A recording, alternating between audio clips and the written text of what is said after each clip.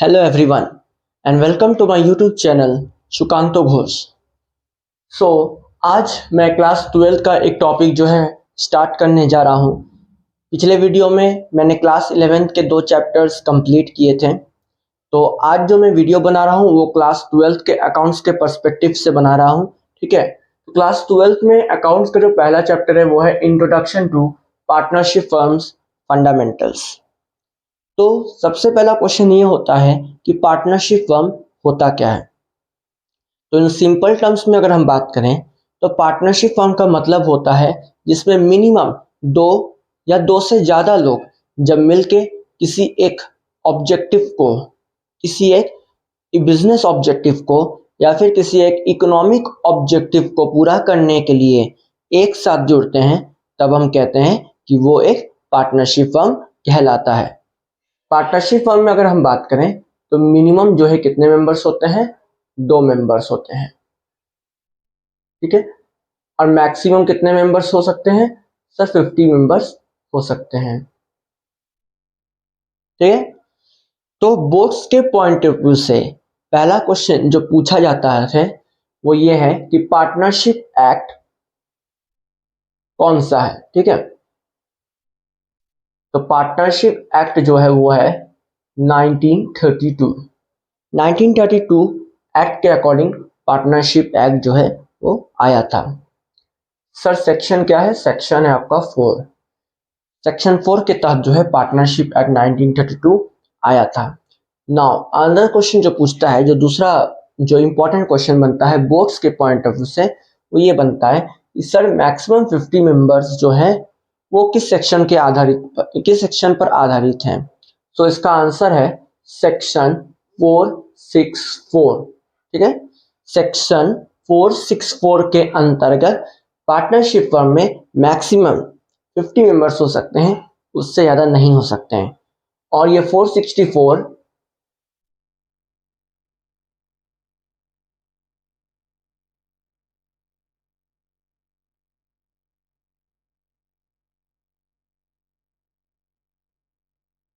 Indian companies act 2013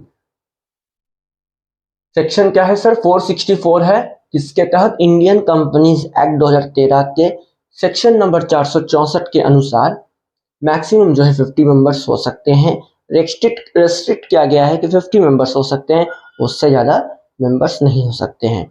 अगर उससे ज़्यादा मेंबर्स होते हैं तो वो फर्म जो है पार्टनरशिप फर्म नहीं कहलाएगा। ठीक है, तो आप समझ गए होंगे पार्टनरशिप फर्म क्या होता है, जिसमें कम से कम 2 मेंबर्स होने चाहिए और मैक्सिमम 50 मेंबर्स होने चाहिए, जो आते हैं और एक बिजनेस के ऑब्जेक्टिव को पूरा करने के लिए वो एक साथ आते हैं और फिर वो उस टारगेट को अचीव करते हैं, उस काम को प्रोसेस में लाते हैं और उस काम को खत्म करते हैं। ठीक है, जरूरी नहीं है कि पार्टनरशिप फर्म जो है लंबे समय तक चलेगा। कुछ पार्टनरशिप फर्म जो है थोड़े समय के लिए भी चलती हैं, जैसे 4 साल, 5 साल, 6 साल। और कुछ पार्टनरशिप फर्म अगर बहुत ज़्यादा सक्सेसफुल होती है तो वो काफ़ी लंबे सालों तक चलती है। ठीक है, ध्यान रखिएगा, अगर कोई भी पार्टनरशिप फर्म किसी सोशल ऑब्जेक्टिव के लिए अगर आ रहा है तो हम उसे पार्टनरशिप फर्म नहीं कहेंगे। फॉर एग्जांपल, अगर मैं आपसे ये पूछूं कि मेघना और सुहानी 2 लड़कियां हैं, दोनों ने जो है एक सोशल ऑब्जेक्टिव के तहत दोनों लोग ज्वाइन किए हैं आपस में, तो क्या वो पार्टनरशिप फर्म कहलाएगा? बिल्कुल नहीं कहलाएगा, क्योंकि पार्टनरशिप का जो ऑब्जेक्टिव होता है वो इकोनॉमिक ऑब्जेक्टिव होता है। ठीक है, और उसके बाद एक और चीज आपको याद रखनी है कि देखिए, पार्टनरशिप फर्म का मतलब ये होता है कि जब 2 या 2 से ज्यादा व्यक्ति ना कि सिर्फ रिसोर्सेस को जो है आपस में डिवाइड करें, मटेरियल्स हुए या फिर उनका जो भी भाग होता है, सैलरी मिलना, कमीशन मिलना, ठीक है, ये सब चीजें जो हैं वो इकोनॉमिक ऑब्जेक्टिव के तहत ही करेंगे। अब मान लीजिए एक सवाल पूछा गया था कि अगर जो है लैंड का एक प्लॉट खरीदा जाता है, ठीक है, सपोज कर लीजिए 2 पार्टनर्स है ए और बी नाम के 2 पार्टनर्स ने जो है लैंड का एक प्लॉट खरीदा है। तो ये पूछा गया था क्या ए और बी को पार्टनरशिप फर्म में इंक्लूड किया जाएगा, क्या हम इसे कंसीडर कर सकते हैं as a partnership firm? The answer is no. क्यों? ए और बी, हाँ ये जरूर कह सकते हैं कि वो उस लैंड के जॉइंट ओनर्स हैं, यानी दोनों लोग इसके ओनर्स हैं। लेकिन ये कहना कि ये पार्टनरशिप फर्म है, ये बिल्कुल भी गलत है। क्यों? क्योंकि उसमें कहीं भी ये मेंशन नहीं किया है कि वो जो जमीन खरीदी गई है वो किस पर्पस के लिए खरीदी गई है। हो सकता है वो अपने खुद के रहने के लिए ली गई हो, पर्सनल रेसिडेंस के लिए ली गई हो। जब तक ये नहीं मेंशन होगा कि इकोनॉमिक ऑब्जेक्टिव के लिए रखी गई है, तब तक हम ये नहीं कह सकते कि वो दोनों पार्टनर्स हैं। हो सकता है उस जमीन पर अगर वो कुछ काम कर रहे हो किसी तरह का, ठीक है, खेती बाड़ी कर रहे हो और उसको जो है मार्केट में सेल कर रहे हो, तब हम एक तरह से कह सकते हैं चलिए वो पार्टनरशिप फर्म हो सकता है। ठीक है, तो आई होप आप इतनी बेसिक जानकारी समझ गए होंगे। नेक्स्ट है हमारा अगला क्वेश्चन जो ये बनता है कि क्या पार्टनरशिप फर्म एक सेपरेट लीगल एंटिटी कहलाता है?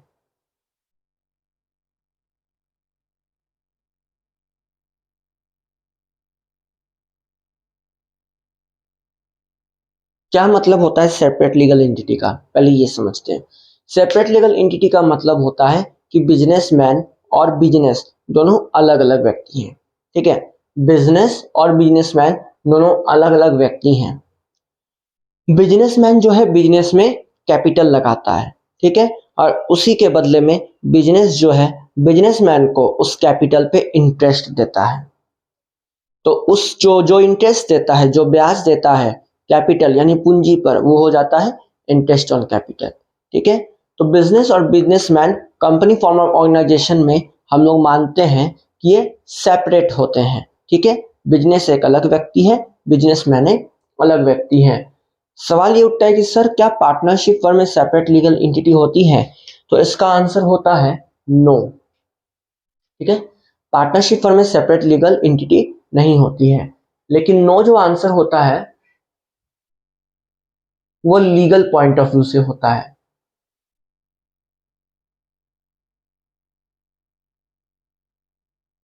और अगर हम ये कहें कि यस का आंसर होगा तो अकाउंटिंग पॉइंट ऑफ व्यू से वो आंसर हो सकता है। बारीकी से समझते इस चीज को। सेपरेट लीगल एंटिटी का मतलब देखिए, कंपनी एक होता है, कंपनी हो गया, एक हो गया है पार्टनरशिप। तो कंपनी में क्या होता है, मेंबर्स होते हैं, बोर्ड ऑफ डायरेक्टर्स होते हैं, शेयर होल्डर्स होते हैं, ये सब होते हैं। ठीक है, तो कंपनी के जो बोर्ड ऑफ डायरेक्टर्स होते हैं, कंपनी का बेसिकली क्या होता है, कंपनी को हम लोग आइडेंटिफाई कैसे करते हैं, उनके लोगो से। ठीक है, जैसे ह्यूंडई का इस तरह से एच करके बना होता है, ठीक है, तो हम समझ जाते हैं ये जो गाड़ी है वो किसकी है, ह्यूंडई की है। तो लोगो से हम समझ जाते हैं, आईटीसी का लोगो अलग है, एचयूएल का लोगो अलग है, टाटा का प्रोडक्ट जो है, जो भी जितने भी टाटा के प्रोडक्ट्स हैं उनका लोगो अलग है। तो लोगो से जो है कंपनी की आइडेंटिटी पता करते हैं। ठीक है, लेकिन पार्टनरशिप में कौन काम करता है सर, पार्टनर्स काम करते हैं। और पार्टनर्स का यहाँ पर लोगो नहीं, सिग्नेचर यूज होता है। कहने का मतलब ये है कि अगर पार्टनर्स सिग्नेचर कर दें तो फिर पार्टनरशिप फर्म में जो भी रूल्स या रेगुलेशंस पास करने होते हैं वो हो जाते हैं। लेकिन यहाँ पर सिग्नेचर के साथ साथ कंपनी का लोगो भी लगता है, मतलब स्टैंप लगता है। ठीक है, तो वहां पर लोगो की जरूरत पड़ती है। यहाँ पर तो अगर पार्टनर सिर्फ सिग्नेचर ही कर दें तो वहां पर सेपरेट लीगल एंटिटी मान लिया जाता है। अब बेसिकली जो अंतर क्या है समझिए। लीगल पॉइंट ऑफ व्यू से आंसर नो इसीलिए है, सेपरेट लीगल एंटिटी नहीं है। तो अब देखिए, जैसे पार्टनरशिप फर्म की अगर बात करें, जैसे ए और बी पार्टनर्स है, ठीक है, चलिए तीन ले लेते हैं, ए बी सी पार्टनर्स हैं।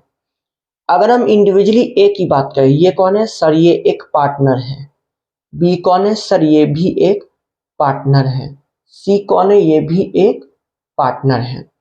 तो जब मैंने अलग अलग पूछा कि ए कौन है सर, ये पार्टनर है, बी कौन है सर, ये भी एक पार्टनर है, सी कौन है, ये भी एक पार्टनर है। लेकिन अब मैं ये पूछूं कि ए बी सी साथ में कौन है, तब हम कह लेंगे सर ये तो एक पार्टनरशिप फर्म है।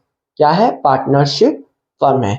यानी जब मैं बात करूंगा इंडिविजुअली की, किसी इंडिविजुअल की बात करूंगा, ठीक है, या इंडिविजुअली बात करूंगा, तो मैं उसको कहूंगा पार्टनर्स। और जब मैं बात करूंगा कलेक्टिवली की, मतलब साथ में, तब हम उसको कहेंगे पार्टनरशिप फर्म।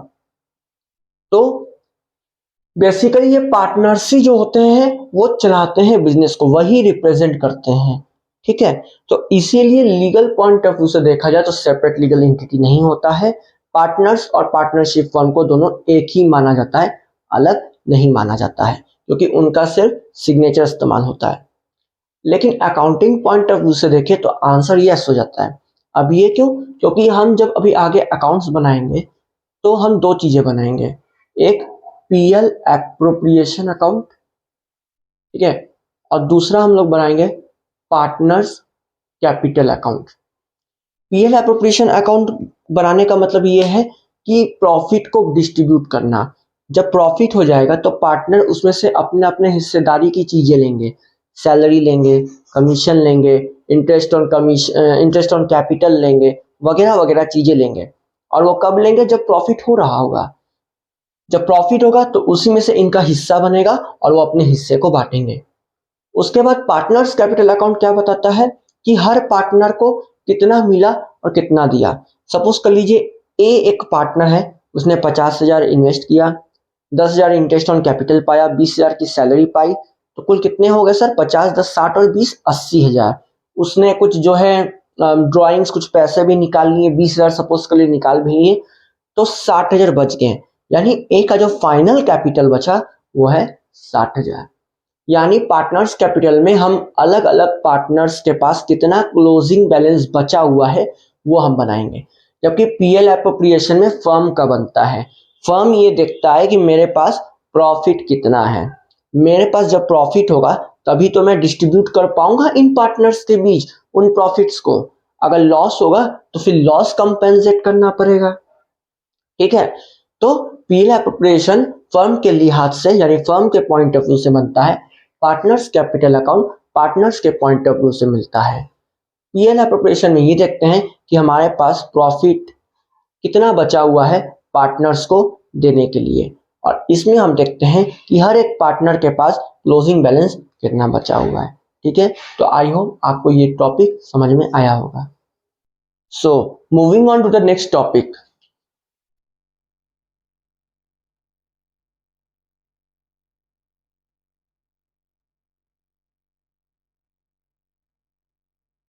Partnership deed.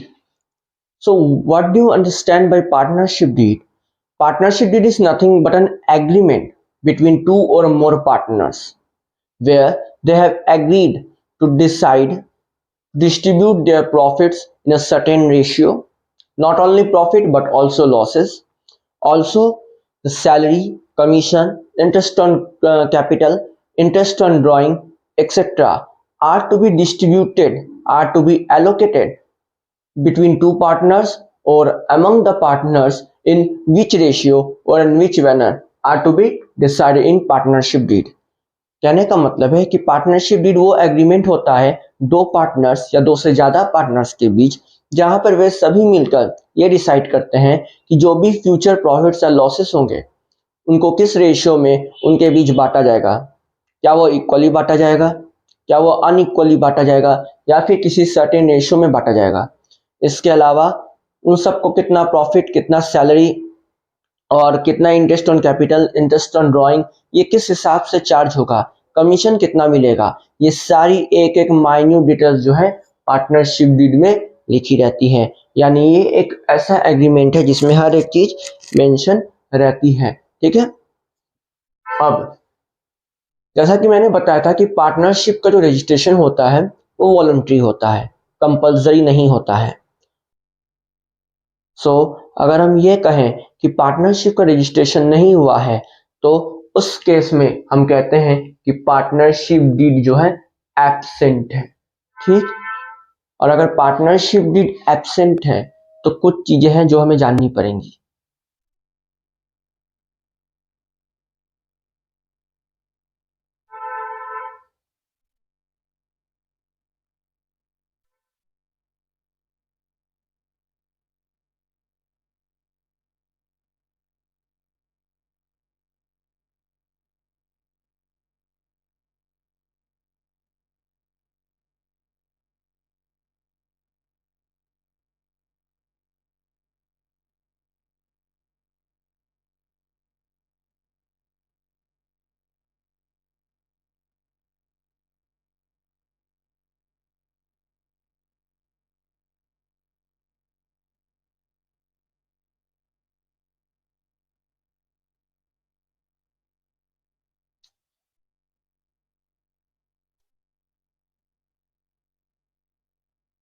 सो पार्टनरशिप डीड अगर एब्सेंट है तो कुछ फॉलोइंग चीजें हैं, तो क्या ये मिलेंगी कि नहीं, ये चीज हमें जानना बहुत जरूरी है। पहला केस, अगर पार्टनरशिप डीड एब्सेंट है तो पार्टनर्स को सैलरी मिलेगी? द आंसर इज नहीं, पार्टनर्स को सैलरी नहीं मिलेगी। सेकेंड होता है इंटरेस्ट ऑन कैपिटल। जब पार्टनर जो है अपने बिजनेस में कैपिटल लगाता है तो वो ये एक्सपेक्टेशन रखता है कि उस कैपिटल के बदले में उस पार्टनर को कुछ इंटरेस्ट मिलेगा। बट अगेन दिक्कत यहाँ आ जाएगी कि वो इंटरेस्ट का रेट क्या होगा। एक्चुअल रेट ऑफ इंटरेस्ट कुछ भी हो सकता है, तो ये डिटरमाइन कौन करेगा? ये अगर चीज लिखी रहती पार्टनरशिप डीड में तब तो कोई समस्या नहीं आती, but the thing is that कि इसका जो रेट है वो डिटरमाइंड नहीं हुआ है और पार्टनरशिप डीड के एब्सेंट में उस इंटरेस्ट ऑन कैपिटल पार्टनर्स को नहीं मिलेगा। थर्ड बात करें अगर इंटरेस्ट ऑन ड्राइंग्स की, ड्राइंग्स का मतलब क्या होता है कि जब हम पर्सनल यूज के लिए कोई भी अमाउंट पर्सनल यूज के लिए अपने कैपिटल में से निकालते हैं तो उसको कहते हैं ड्राइंग। तो ड्राइंग बिजनेस के लिए क्या होता है, नुकसान है, क्योंकि बिजनेस से कैपिटल जो है कम हो जाएगा। तो बिजनेस क्या करती है, इंटरेस्ट ऑन ड्राइंग चार्ज करती है पार्टनर्स से। इन that case interest on drawing क्या हो जाता है, इनकम हो जाता है पार्टनरशिप फर्म के लिए। लेकिन अगर पार्टनरशिप डीड एब्सेंट है तो इंटरेस्ट ऑन ड्राइंग भी नहीं मिलेगा, किसी को कुछ भी इंटरेस्ट नहीं मिलेगा। अगेन अगर मैं बात करूं अब कमीशन की, अगर किसी को कमीशन मिलता है, कमीशन क्यों मिलता है, क्योंकि मान लीजिए कभी किसी को बोला गया कि अगर किसी बंदे ने 2 लाख या 3 लाख से ज्यादा का सेल किया है तो उस पर 2%, 3%, 4% वगैरह वगैरह कमीशन मिलेगा। बट अगर पार्टनरशिप डीड एब्सेंट है तो रेट डिटरमाइन नहीं हुआ होगा एंड इन दैट केस हम कमीशन को भी चार्ज नहीं करेंगे। Then fifth one is profit and loss. In the absence of partnership deed, profits as well as losses are to be equally distributed। अब जो प्रॉफिट होगा या लॉस होगा, देखिए पार्टनर्स को क्या होता है, प्रॉफिट या लॉस, इसी चीज से तो पार्टनर्स जो है अपना बिजनेस ग्रो करता है, एक्सपेंड करता है, अपना गुडविल बढ़ाता है। तो बेसिकली प्रॉफिट एंड लॉस, जो भी प्रॉफिट होता है या जो भी लॉस होता है इक्वली जो है पार्टनर्स या तो उसको डिस्ट्रीब्यूट करेंगे, लॉस होगा तो बॉन्ड करेंगे।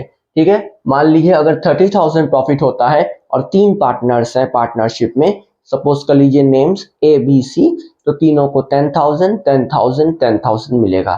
कैसे आया ये 10,000? 30,000 डिवाइडेड बाई 3। वही सपोज कर लीजिए अगर 30,000 इनकम है, ठीक है, 30,000 प्रॉफिट हुआ है और पार्टनर्स 2 हैं तो 15,000 दोनों को इक्वली मिलेगा। देन बात करते हैं इंटरेस्ट ऑन लोन की। जब पार्टनरशिप फर्म को लोन देता है, ठीक है, बिजनेसमैन बिजनेस को लोन दे रहा है, तो वो लोन दे रहा है किस वजह से, किसी इमीडिएट पर्पस से या फिर किसी स्पेशल पर्पस के कारण। अब देखिए कैपिटल और लोन में क्या अंतर है। जब हम बिजनेस में इन्वेस्ट करते हैं पैसा तो वो लंबे समय तक रहता है, ठीक है, वो हम तब निकाल सकते हैं जब या तो पार्टनर बिजनेस छोड़ रहा हो, या तो वो रिटायर हो रहा हो, या तो वो डेथ कर गया हो। ठीक है, इन सारे केसेस में जो है पार्टनर अपना capital at the and withdraw कर लेता है। लेकिन लोन का मतलब होता है कि वो स्पेसिफिक टाइम के लिए अपना पैसा जो है बिजनेस में डाल रहा है और उस स्पेसिफिक टाइम के बाद वो अपना पैसा जो है तुरंत निकाल लेगा, बिजनेस से वापस ले लेगा, तो इसको कहते हैं लोन। तो वो बंदा क्या कहेगा कि देखो मेरे पास तो जैसे पैसे नहीं है, मान लीजिए बिजनेस में 5 लाख रुपए की जरूरत है और किसी के पास पैसा, किसी भी पार्टनर के पास पैसा नहीं है, तो एक पार्टनर बोला कि मैं 5 लाख प्रोवाइड कर सकता हूँ, बट शर्त यह है कि मैं 1 साल के लिए बस प्रोवाइड कर सकता हूँ और बदले में मुझे इंटरेस्ट भी चाहिए उस लोन पे।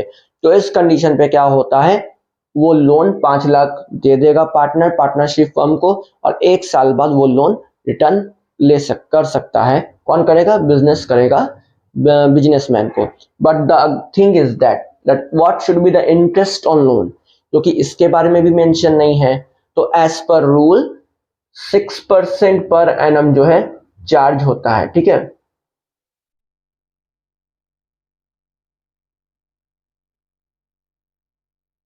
सिक्स परसेंट पर एनम जो है चार्ज होगा, यानी 6% सालाना ब्याज उस पार्टनर को मिलेगा। सपोज कर लीजिए अगर 5 लाख का लोन लिया है और 6% का इंटरेस्ट है तो आपका कितना हो जाएगा, 0 से 0 काटेंगे, 5 से 30,000 आप जो उस पार्टनर को जो है सालाना as an interest on loan मिलेगा। तो मैं आपको बता दूं ये सारे एमसीक्यू के इंपॉर्टेंट बोर्ड रिलेटेड क्वेश्चन है, इसको स्टार मार्क कर लीजिएगा, ठीक है। वेरी इंपॉर्टेंट है ये सारे के सारे, ठीक है। और इसमें से मोस्ट इंपॉर्टेंट जो है 5th और 6th पॉइंट है, तो बिल्कुल भूलिएगा मत, इसको अच्छे से नोट डाउन कीजिएगा। ये सारी चीजें हम लोग क्वेश्चन में इंप्लीमेंट करेंगे, जैसे जैसे हम क्वेश्चन करेंगे वैसे वैसे आपको सॉल्यूशन मिलता जाएगा। सो नेक्स्ट टॉपिक हमारा है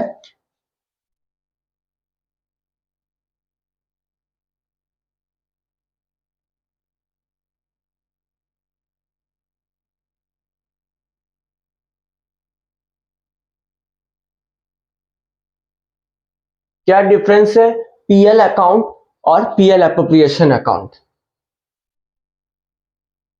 प्रॉफिट एंड लॉस अकाउंट,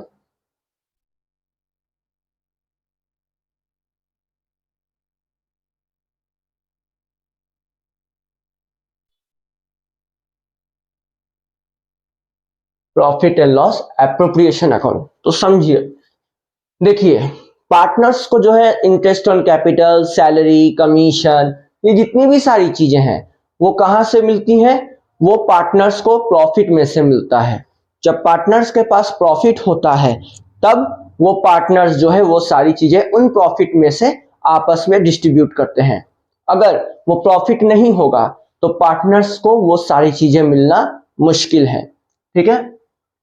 तो बेसिकली पीएल एप्रोप्रिएशन का मतलब क्या होता है, यहां पर वर्ड एप्रोप्रिएशन का मतलब क्या होता है, एप्रोप्रिएशन का मतलब होता है सिंपल टर्म्स में डिस्ट्रीब्यूशन। एप्रोप्रिएशन का मतलब होता है डिस्ट्रीब्यूशन। जब हमें पता चल जाएगा कि पीएल अकाउंट में प्रॉफिट कितना है तो तब हम बनाते हैं पीएल एप्रोप्रिएशन, जिसमें हम ये बताते हैं कि इतने प्रॉफिट में से इतना इतना हिस्सा इतने इतने रेशियो में इन इन पार्टनर्स को हमने डिस्ट्रीब्यूट किया है, ठीक है। तो सबसे पहले क्या बनता है सर, पीएल अकाउंट। तो पीएल अकाउंट में क्या बनता है सर, इसमें नेट प्रॉफिट आता है या फिर नेट लॉस भी आ सकता है। पीएल एप्रोप्रिएशन में क्या बनाते हैं सर, जो नेट प्रॉफिट और नेट लॉस आता है उसमें हम डिस्ट्रीब्यूशन करते हैं। क्या करते हैं, डिस्ट्रीब्यूशन करते हैं। किस चीज का करते हैं, इंटरेस्ट ऑन कैपिटल का, सैलरी का, कमीशन का, और भी वगैरह वगैरह जो चीजें हैं हम इसमें डिस्ट्रीब्यूट करते हैं, ठीक।